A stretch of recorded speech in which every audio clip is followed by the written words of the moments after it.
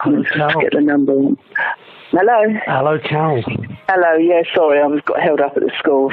Yeah, Mum wasn't too good yesterday. I think she's got another urine tract infection, although I don't know that they are really keeping on top of fluids for her. She seems a bit reluctant to drink, isn't she? You know, I think it's because she needs to ask to go to the toilet, and, you know, it's a bit of she had a little bit of a temperature, although it was all right when we were there, so... Yeah, she will ask... I don't know. She will ask for, like, minimal. Yeah, keep on. Yeah. But, yeah, she was quite spirited. She was quite chatty. She was, you know... Again, they sort of come back and spoke to her when we left her, and then we went and left them talking with her, and I showed her all the pictures that you'd sent me and that, and she just wants to go home. She just wants to go home. That's all she kept saying. Well, that's understandable. You know, but yeah, absolutely. Can we talk about mums? Can we just talk about Duncan? Yeah, what about him? Right, Duncan sent me an email.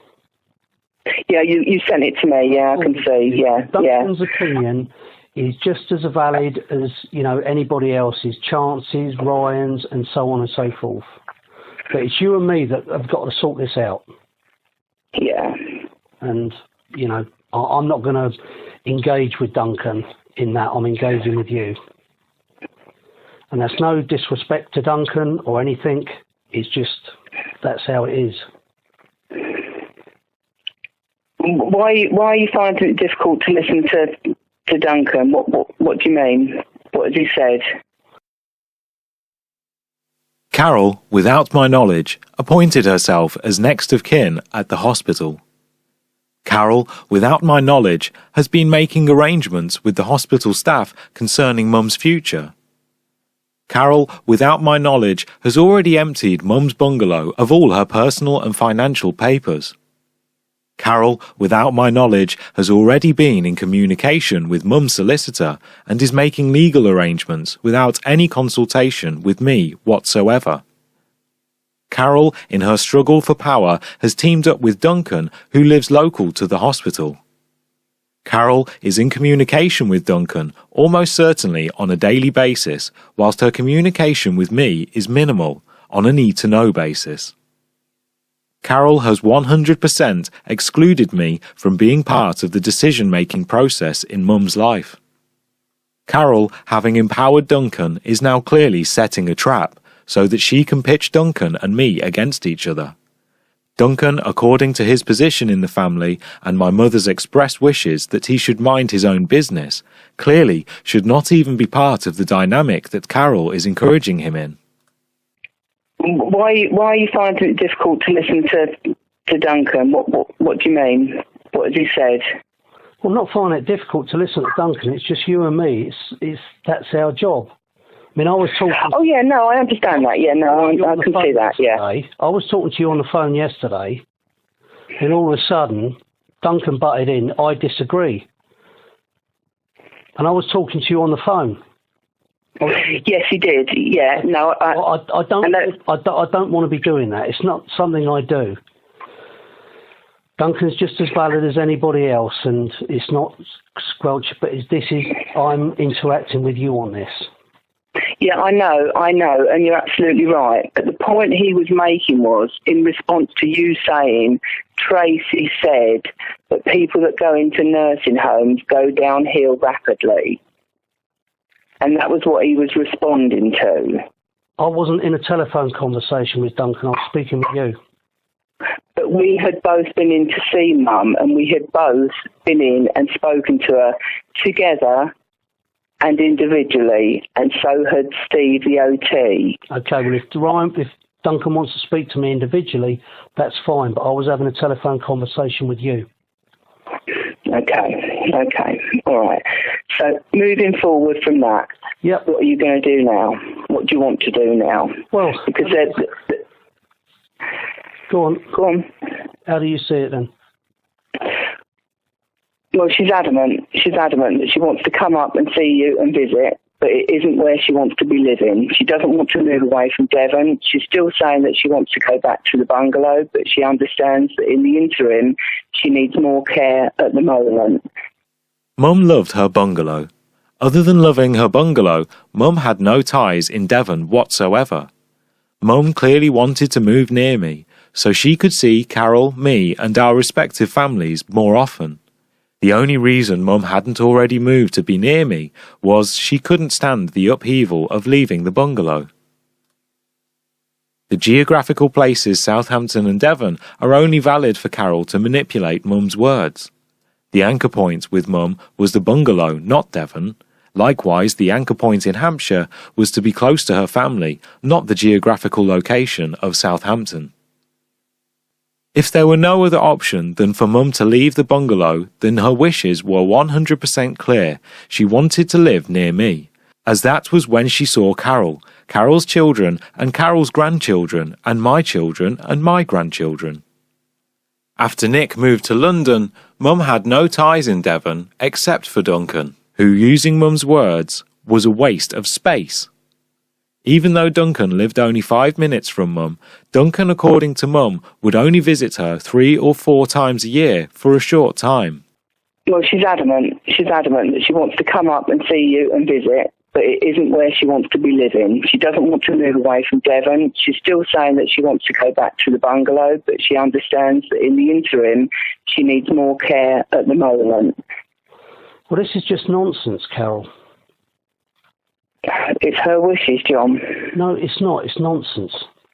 It's not nonsense. It's her wishes. She's of sound mind. She's been assessed. She can make decisions, and that's what she's saying. Okay. Well, I mean, if she's going to go in a nursing home, her best interest is better off if it's up here anyway, because at least she's going to get visits. She doesn't want to move. She doesn't want to move away from Devon, is what she's saying. Well, I don't know. I haven't heard any of that. Have you asked her? If that's what Mum wants, because all she's been saying to me for the last 20 years is she wished she'd have come up here. But anyway, if that's what Mum wants, that's fine. I haven't got a problem with that. If that's really what Mum wants. Can I make a suggestion? Mm-hmm. Why don't you and me go down and see Mum together and see exactly what she says, and then you and me, we can't be having any misunderstandings or anything. And then we can move forward based on that. But I've done that. That's what I've done. That's what I've been doing all weekend with her, John. No, you haven't. I said, why don't you and me? Because she's telling me one thing and she's telling you another. John, she hasn't told you recently, and I understand that, but she was quite clear and quite adamant to me and the other professionals involved what she wanted. Right, so what you're saying... Otherwise she wouldn't have... What you're saying is you're trying to arrange this without involving me. No, not at all. Not at all. Well, what I'm saying to you... Not at all. You and me go down there and we both speak to Mum and we see exactly what she says together, because she's saying one thing to you and another thing to me. When has she said to you that she wants to come and live in Southampton since the stroke?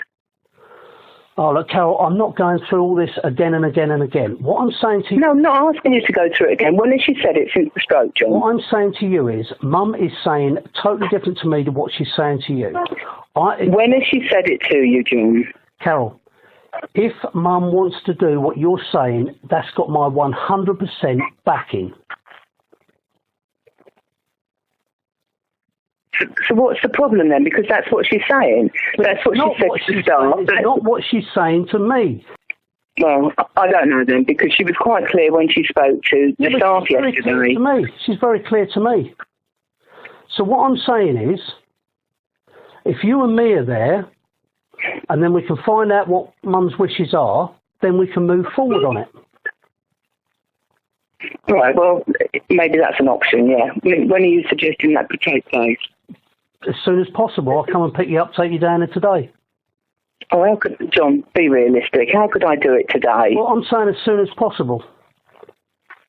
Well, it's not likely to be today, is it? No, but I'm just saying I will make myself available to whatever suits you. That's what I mean. Okay.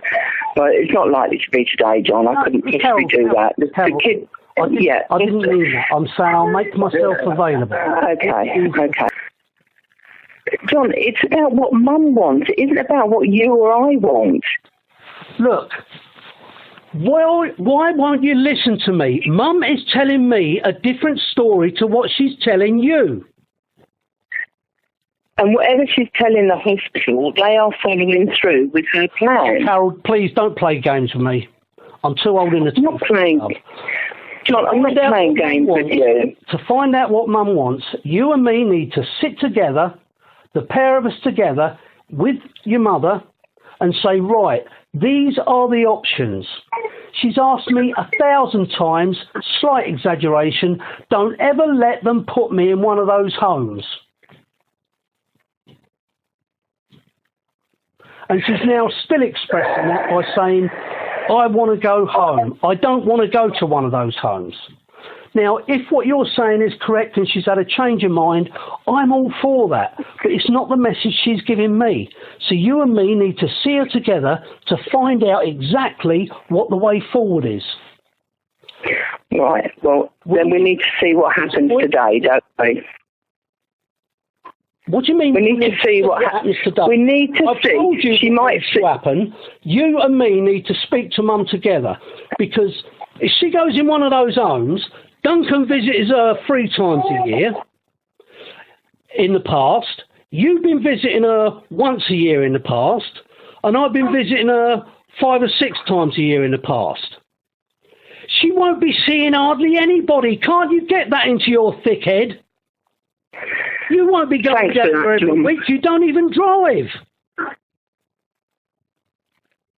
John, you need to think about what Mum wants, okay? That's all you need to think about. And take it from there. Stop acting like your fucking dad. He never respected her wishes. Carol hung up, and a few days later I apologised to Carol via email.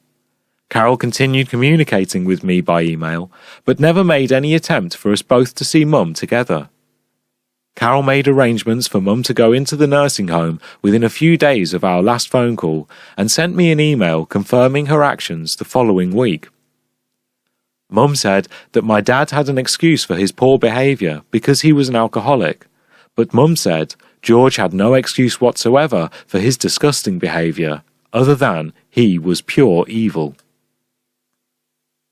True, George was evil towards Mum, Linda and me, whilst at the same time he wore a false mask of kindness to people outside the family. There is an old saying, the seed never fell far from the tree. This is certainly true in Carol's case. The interesting point in my observation is the Martin seed lay dormant for 53 years in Carol until it sprouted in Mum's time of weakness and need. Only when Mum became weak did the Martin seed have the opportunity to sprout. What an expensive but interesting lesson in life and human dysfunction.